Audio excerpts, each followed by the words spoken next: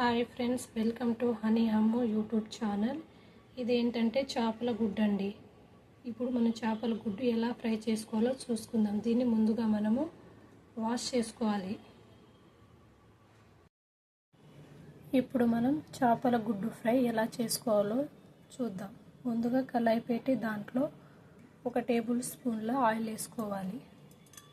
ఆయిల్ని కొంచెం వేడవ్వనివ్వాలి. ఆయిల్ వేడెక్కాక దీంట్లో మనం ముందుగానే కడుక్కున్న చేపల గుడ్లు వేసేసుకోవాలి. వేసేసుకుని వీటిలో మొత్తం స్మాష్ చేసుకోవాలి గుడ్డుని.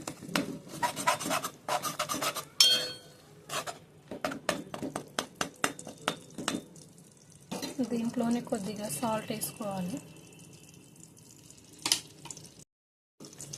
సాల్ట్, అల్లం వెల్లుల్లి పేస్ట్ వేసుకొని కలిపేసుకోవాలి.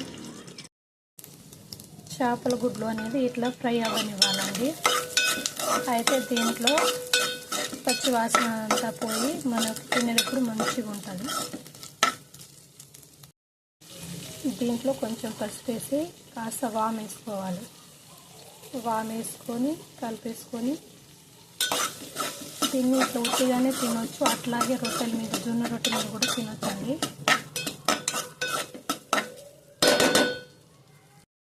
ఎంతో టేస్టీగా ఉండే చేపల గుడ్ల కూర రెడీ. ఇప్పుడు చేపల గుడ్ల కూర అనేది రెడీ అయిందండి. దీన్ని జొన్న రొట్టెల మీద తినొచ్చు.